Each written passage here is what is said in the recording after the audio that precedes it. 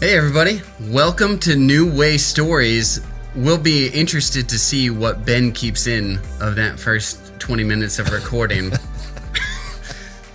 Today, we are talking about every Christian's favorite topic, and that is evolution.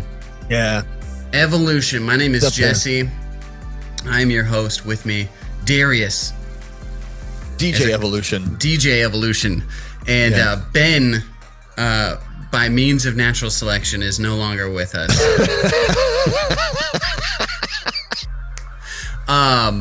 We selected.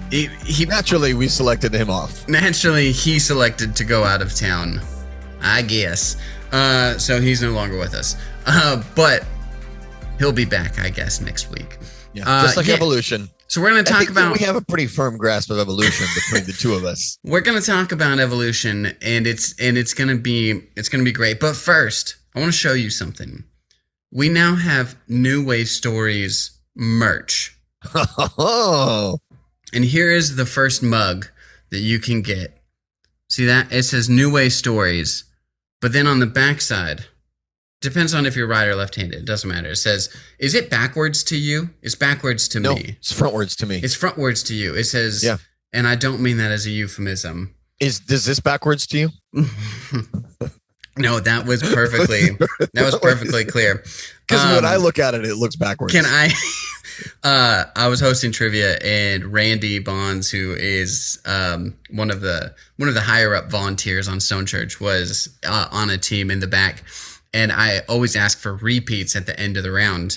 And someone had 2 up, and I said, "Is that 1 or 2?" I was like, they yelled out 2. I go, "Oh, okay. Your other, like the other finger was hidden. Someone was blocking it." And in my head, I made like a middle finger joke. But then I saw Randy pop up in the back of the room, and he goes, "Is this one hidden?"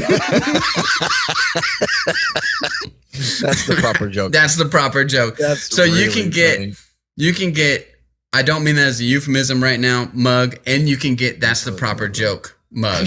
I actually think that I'm going to buy, and I don't mean that as a euphemism.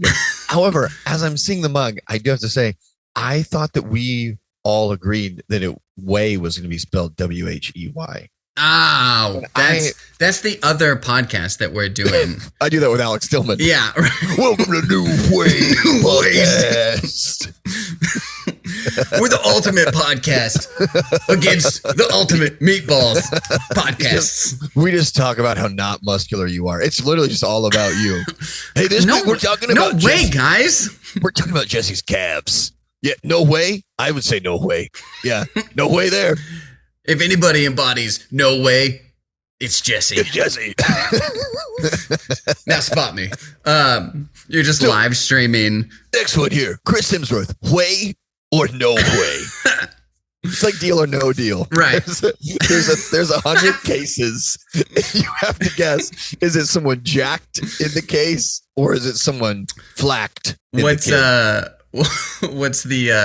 30 Rock where they do the Deal or No Deal spinoff, but it's one case is full of solid gold. One of the models can't hold it.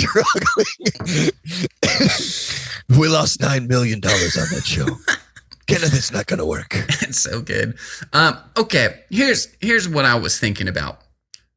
I want to, in terms of evolution for our podcast and creativity, we've noticed that we get more views when we talk about the new movie release or Marvel updates or whatever, and it fits because we talk about comics, culture, cinema, creativity, all the C's, and all the C words, and so we should have named it. So it's fun. The C word podcast.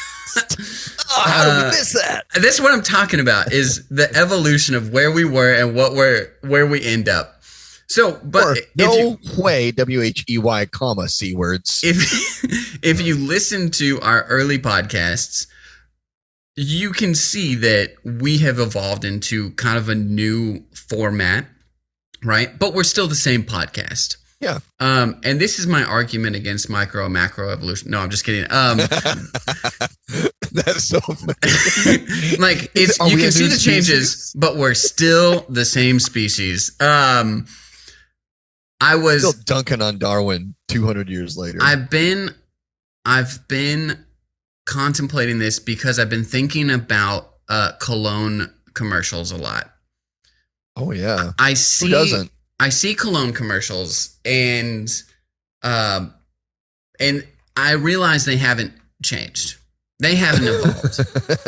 If it's heat, you've got a sexy guy in the desert sweating, and then it pops up and heat by, du jour, Dior, I don't know, jour. The soup du jour cologne.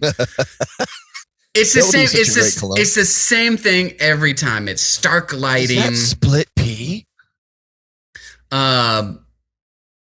There was a Johnny Depp one a little while ago that was like Johnny Depp's Wild, but he's like playing guitar again in a desert with leather bracelets. That would be so funny if it was just like clips of him fighting with Amber Heard. Johnny Depp's Wild. It's like him pooping in the bed or something crazy like that. So no evolution. I'm like,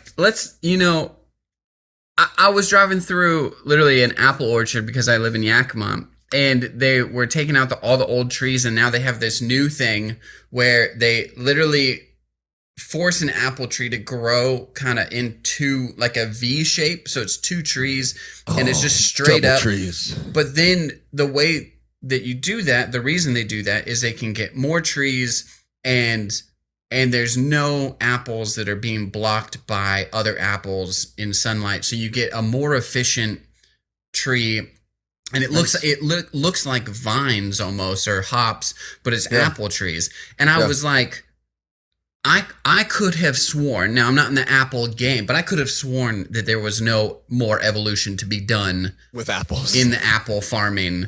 But then they came out with the Cosmic Crisp. WSU was like, we see your lame Gala apple, and we raise you the Cosmic Crisp. And then this farming technique is crazy. So you could have made the argument that apple trees didn't need to evolve. Colognes, I just want to see, throw me a curveball. I just want to see something else. Yeah. But then the other thing to this is that I was listening to Hillary Duff's Hot Ones. And I don't mean that as a euphemism.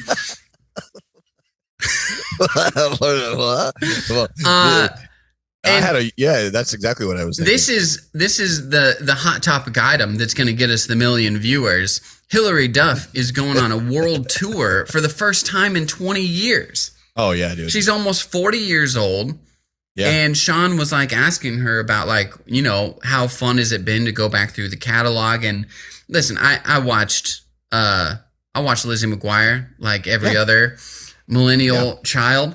Yeah. I was never a Hillary Duff fan of like pop music. But she's definitely been in the pop culture.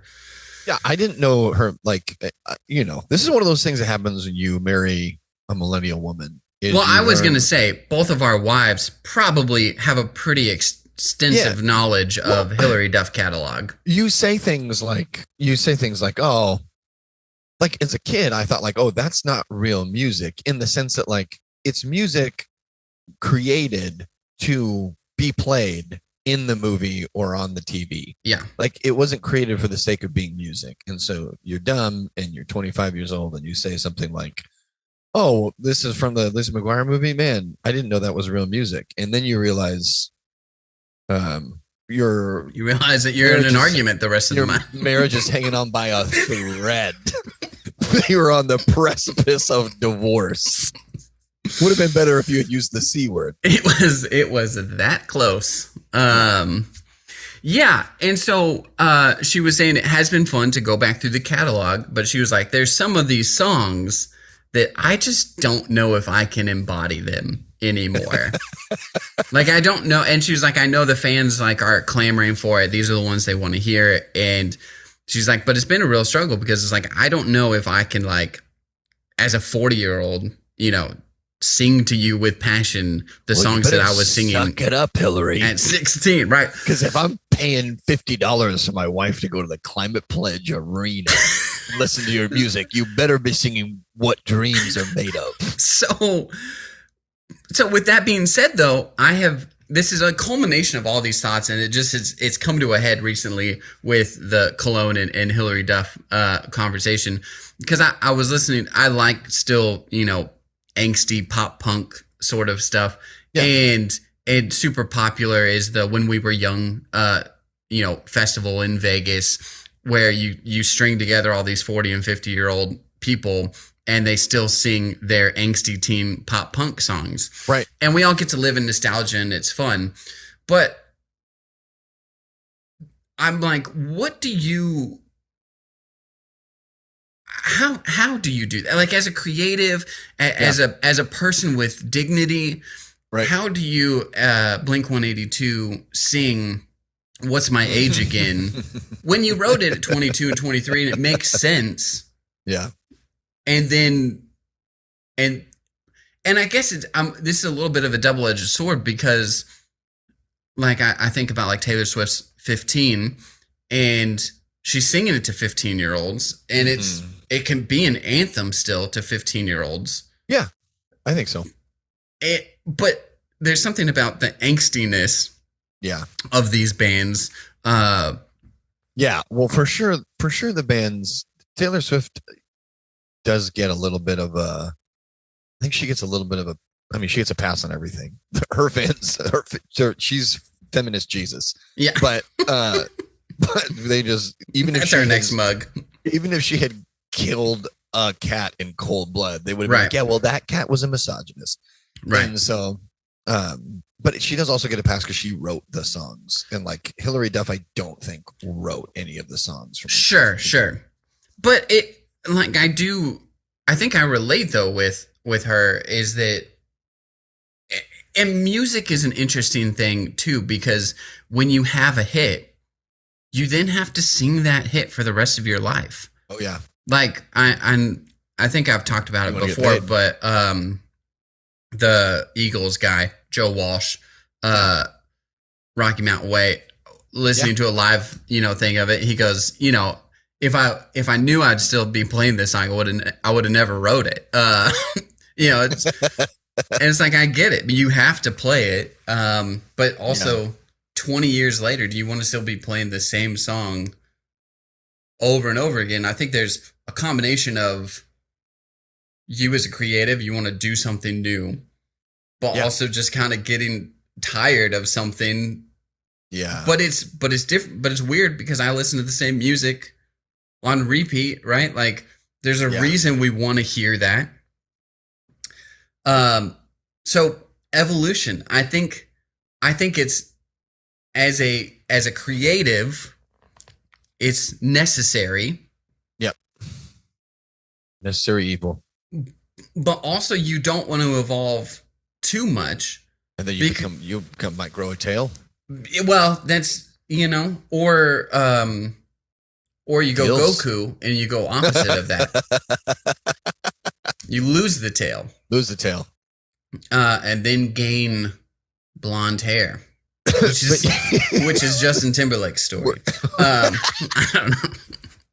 Grow a tail, gain blonde hair. The Justin Timberlake true Hollywood story. Goku went Super Saiyan and got frosted tips. If we start talking about Dragon Ball Z, then we're gonna have a terrible podcast. Yeah. So sorry. No, it's my fault. Well, I was thinking about Dragon Ball Z Evolution. No, I'm just kidding. That's a series, right? So, yeah, the hard thing about, like you said, if you're an artist and especially if you're a performative artist and people recognize you for something and you change too much, you just don't know. You're not that artist anymore. Well, like, is this, so, you know, I don't really have that problem in my life, but I'm not a performative artist, and I don't have anything that people like love me for. But like this is a silly thing. This is a silly example though. Like I started this thing partially because I was nervous, partially because I wanted to grab people's attention, partially just because I wanted to like cement when we planted the church that I lead. We wanted to cement this idea that like this church is, I don't know, in some way unique. Like we're doing the same thing every other church does. But I started doing this thing where I do like high kicks while I'm preaching or in a promotional video. Sure. And it'll just be like a punctuated funny moment, or it will be like a punctuated spiritual moment. And people immediately a year and a half ago started being like, "Hey, are you going to do a high kick this morning?" And I was like, "Oh, that's super funny." And then I literally over time have had people come to church and be like, on the way out, jokingly be like, "Hey, there were no kicks this morning. Just to let you know, like there weren't any kicks in the sermon this morning." And I've had people say, "Hey, this is my friend. I brought her for the first time. I told her that you were the pastor that did the high kicks." And I was kind of expecting the high kicks, and you go, "Hey guys, I want to play you a new one." This is called the gospel. Everybody groans. You might not be ready for it, but your kids are going to love it. This is my Marty McFly moment. And it is funny. It is funny when people start expecting you to be something, you evolve into whatever is next. Yeah, it is hard for people, dude. Like as far as preachers go, Judah Smith. If anybody listening, this might be really boring to you, but there's a preacher named Judah Smith, and he was a very young, like prodigious preacher. Grew up preached at this church in Kirkland, Washington. And then his dad tragically passed away, like when Judah was like in his early 30s, and so that was like a whole life-changing thing for them. And then Judah started he is like Justin Bieber's pastor. Lana Del Rey. I think he did Lana Del Rey's wedding, like all this different stuff. He made connections with, he's like a very good looking, very charismatic guy. And so made connections with all these very, very well-known people, and then moved like his main ministry from Seattle down to Los Angeles so that he could minister to these people that nobody else really has in their church, in a specific way where they have like a church that has a kind of a secret meeting time and place. Right. So that people who are well known can go there without worrying about the plebeians being there. I will say, just as a side note, it on the surface it sounds like, and I think it's because we're like a jaded culture. Yeah. I understand. You're like, oh, Judah, Justin Bieber's pastor, and he got like a lot of that hate, like when, because this is when like Biebs was like right on the scene. And he's known Justin since before Justin was famous. But like Judah, seemingly to me, is the real deal. And after 20, 30 years of ministry, he has not had the moral failing or whatever. It's like he actually just money. Genuinely, in the same way that like other ministers look at a neighborhood and they go, oh, these people aren't like receiving the help that they need. They aren't receiving the resources that they need. Judah looks at like this celebrity culture. And he goes, oh, they're not receiving, like they can't gather in church and experience community the way that we're supposed to experience it. So what if we actually reach out to them and like create this experience where they can celebrate their faith and worship Jesus in a safe environment? Anyway, I just wanted to put that out there. Dude, it does, on the surface, it sounds icky, but like when you dive into him as a person, it actually is like totally. I agree with you. I think it is really cool, and that's literally my point. Like literally, that's what you just said. That's my point. Is he did that, and people who had listened to his sermons and given to his ministry and yada yada yada, a lot of people felt some kind of like, and this is really silly, but they felt betrayed personally by that because he evolved. Yeah. and changed. And like I can't read his mind, so I can't tell you whether his heart is in the right place or Yeah. not. But I everything that you said, I think that is extremely true. Like it seems like he's doing something really, really good, Yeah. and he evolved, and people have really not all people, but a vocal group of people have given him a really hard time about it.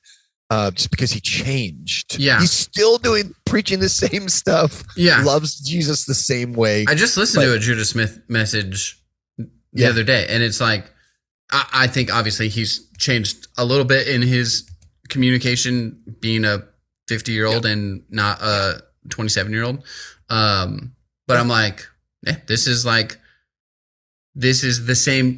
same content. This is not like a watered down gospel. This is not a fluff piece for celebrities or whatever. I'm like, dude still got it, but but slightly different. Love Judah.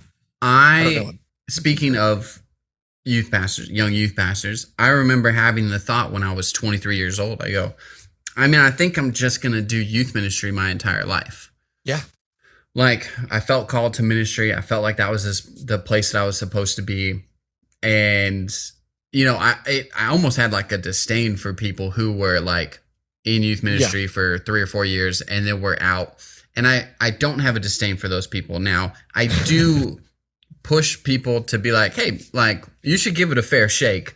Like what happens if you like really cut your teeth on ministry in youth ministry or kids ministry?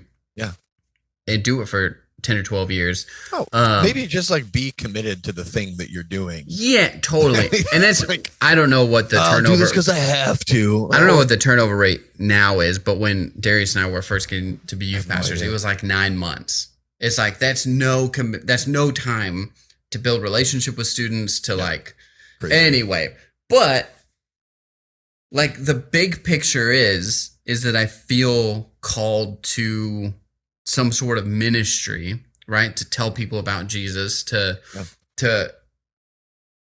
create an example as a person in my marriage, as a parent, whatever, that would profess the gospel, that would further the kingdom. And now, 10 years later, 12 years later, it looks different. Radically different, yeah. Radically different. Yeah, in a good way. But it still is. Like, I know that, like, on the surface, we joke and have fun and do the podcast, but the podcast, the coffee shop, like, the other things that I do to help build community, and it is gospel centered. And it is, I'm still hoping and praying and doing things that lead me to have conversations with people about Jesus, because I still feel called to put it out there that I think the gospel is the only way that people can experience genuine transformation. Yeah. So I know it's a little bit of a dichotomy here. No, but I experienced evolution in my Christianity. I felt myself evolving. Yeah. You became a war turtle. Yeah. So man, but it's weird because you still have to embody who you are.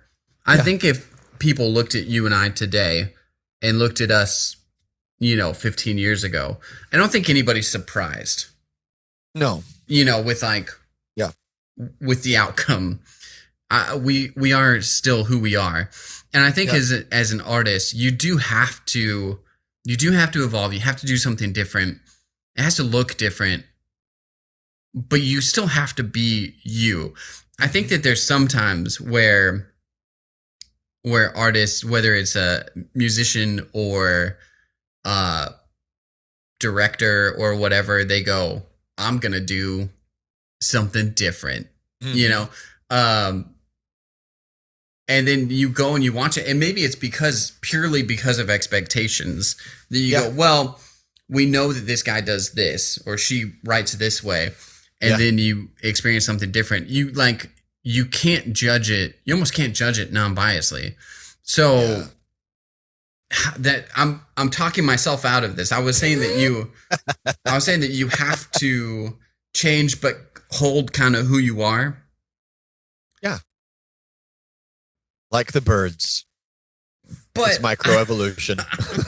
but I can't, the finches, it's you're still the finch, but it's a Darwin reference, bigger beaks. But yeah, no, that is that's it's a funny dichotomy because you have to it's hard. You need to be who you are, but important things about who you are need to change. Yeah. Like when you have a kid, part of the selfishness that has made you has to change. When you get married, I was going to say same thing with marriage, right? all of you, I think I've never had a kid. It's got to be more jarring getting married than having a kid in the sense of like the personal need to change, at least for those of us who like respect our wives. Some people get married and they're like, yeah, I just expect my spouse to be everything I want them to be. Yeah, right. But for me, I got married and I was like, I am incapable of being the kind of person that I need to be a good husband. Yeah. Like I'm so selfish. I would say the interesting thing about marriage and like if you again, like you said, if you are one who loves your wife and wants to change and you're like, you see the reality of like, if I don't change, this marriage will die. But I think a lot of people don't have that stark reality or realization early on. I think with a kid, you go, if I don't get up and feed this kid, even though everything in me wants to fall asleep, he will die. So you're like, it is the same thing, but there is like a stark reality where even the coldest of people is like, I do have to wake up to feed this kid or change the diaper or whatever. No, that's true. Now, one of the main differences there being you can always tell yourself when you're married, well, yeah, my spouse is an adult. Like if my spouse has problems, my spouse needs to take care of their problems. You have a kid, you're like, well, unfortunately, this kid can't fix any problems. They just create problems. Right. But yeah, I mean, yeah, you have to change. So yeah, like, I don't know, your identity, the good things that make you, the bad things that you've been through that have helped shape you into you. And you don't want to change those things. Those things they're part of your identity, but you have to evolve a longer beak. You have to evolve different plumage. You have to evolve some different attributes. Yeah. And sometimes that does look like, again, your preaching 15 years ago is radically different from your preaching today because you used to preach to teenagers from a platform and now you preach through your lifestyle and your work and the way that you literally serve people. Like those are, if you put those down in like a similarities and differences column, it would be all differences. Yeah. The only one similarity is Jesus. So in that with like music and kind of talking about like pop or folk compared to the angsty like rock or like screaming or whatever. Yeah. It is, I do think pop stars maybe have an advantage where Taylor Swift can go, I'm doing a rebrand and it's now folk pop. Yeah. Compared to like, it's like country, regular pop, folk pop. And you go, this is all, it's different. It's all different. It's very different if you look into the nuances of it. Yeah. But Taylor Swift can sing these songs until the day she dies, right? Kind of almost regardless of content. I don't know. I didn't go to the Eras tour, so I don't know if she's still throwing out teardrops on my guitar. But there were songs from that's the whole songs every era. I mean, that's the point of the tour. Or like the Eagles can even their song "Life in the Fast Lane," which is about going fast and doing cocaine and sleeping with women, because of the style of the song, they can still sing it and at 70, 80 years old. And it's like, this fits. Like, it's still okay. But when like Blink is 70 years old or like Under Oath, what we were just talking about. Like, Yeah. um, is Aaron gonna get up there and still scream as loud as he can at 70 years? It's just gonna be a weird concert. Well, it's an interesting thing, right? So like even to what you're saying, the literally all the things we're saying are like exemplified in those examples. Taylor Swift can play different styles of music. She doesn't actually she doesn't really produce the music.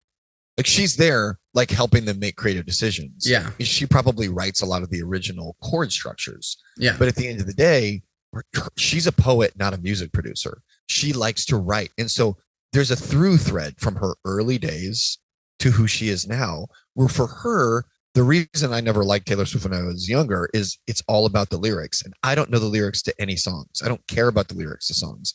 The music moves me and the lyrics don't really matter. She's the opposite, right? And so she can do that, and she can keep changing the sound because the people who love her music aren't listening because of the sound. They're listening because of the way that she writes. Yeah. Whereas the Eagles is the opposite. You don't listen to the Eagles because you want to take it easy. You listen to the Eagles because they have an amazing sound. Yeah. Joe Walsh, like, what's this? Is it is it the meadow, the garden? Was my Maserati 185? Oh, I lost my license. Now I don't drive. Life's been good to me so far. That I think that like the lyric, like the lyrics in that song are great. But you listen to Joe Walsh because of the way his guitar sounds. Yeah. Like Eric Clapton, you listen to him. He's written some songs. You listen to him because of the way his music sounds. When you listen to him and he tries to sing, you go, like, Eric, you could have hired somebody. Yeah, dude. Yeah. And so I was noticing that you do not sound wonderful tonight. Well, and if you follow Eric Clapton's career, he did the Pilgrim album in the 90s that was trying to sound contemporary. And he did another album in like I think the early 2000s that was trying to sound contemporary.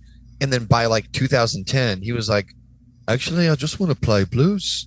All I want to do is steal black people's music and play it on my guitar. That's it, man. and we love him for it. Yeah. And everybody. It's a tried and true method. It's been working for 100 years.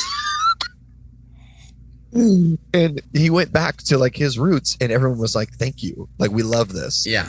So whatever your thing, you can change all. You need to change all the other stuff and try on different outfits, but like underneath the outfit, it's still you. Yeah. And it just kind of wrapping up with this thought too is kind of where I hope that I kind of get into a little bit. Like you do have who you are is what it should come through. Yeah. But the reason why like Rob Reiner is my favorite director is because he has such different films. And we're talking, the mid-'80s, early mid-'80s to early 90s stuff. You go Spinal Tap, Princess Bride, Misery, Stand By Me, and A Few Good Men. Like...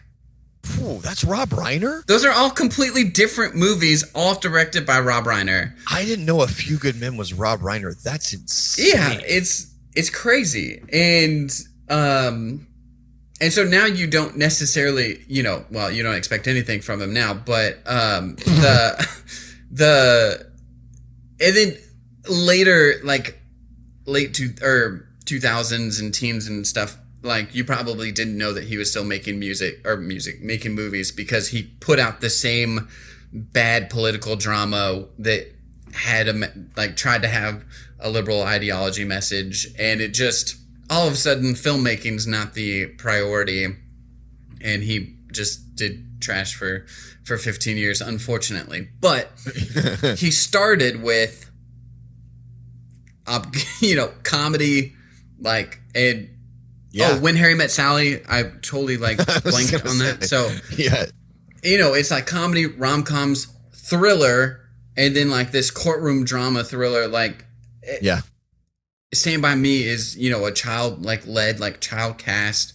Man, it's so he did this thing where you go, oh, all of these movies are great because he never became M. Night, where Right. 4 movies in, you go, this is what we need out of M. Night.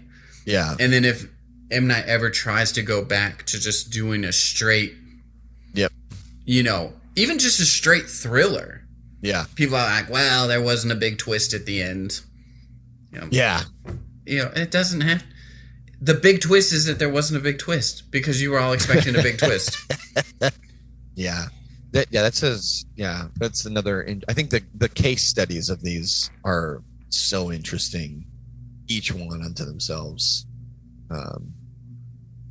Because I think that was, like you said, people didn't want M. Night to evolve, and also he started with something that was such a package production. Like, if he could have just been Wes Anderson, right? Yeah. Where he continued doing the exact same formula every time, Yeah. with different nuances. When you watch a Wes Anderson movie, you know exactly what you're going to get. Yeah. You're just waiting to see how it's going to make you laugh. Yep. And to me, that's not in any way a problem. Wes Anderson obviously seems to have not gotten bored with it. He's Right. still writing and coming out with new stuff. But M. Night Shyamalan chose to be like, well, I'm not just a guy who writes thrillers. I'm also a guy that can direct lots of different ways. And I think the reality is, I don't know if,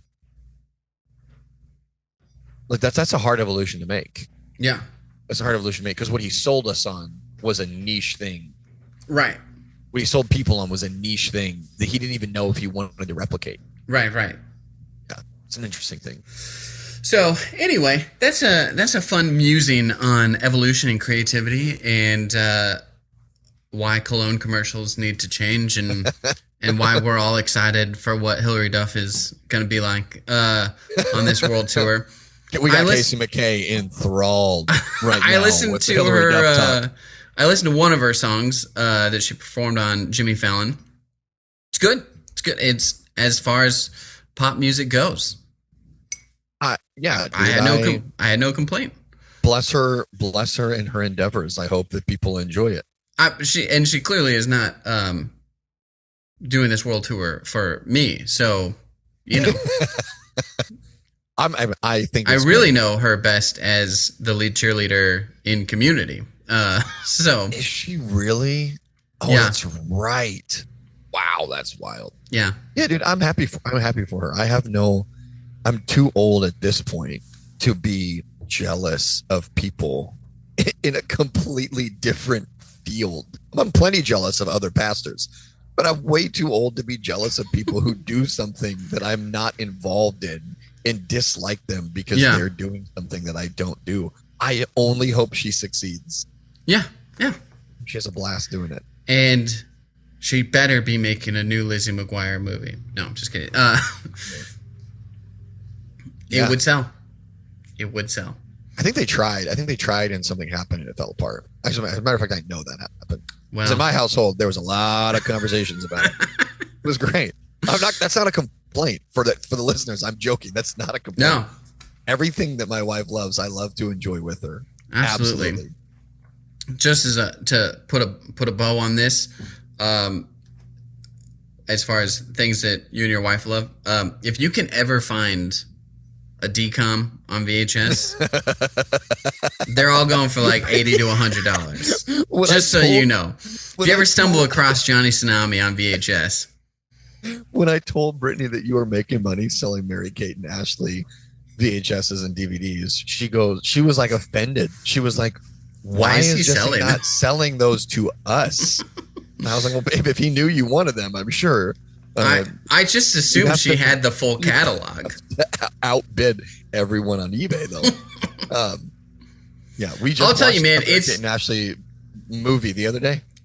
They're hard to find out in the wild. I thought that I would find them, like, especially like the later ones, right?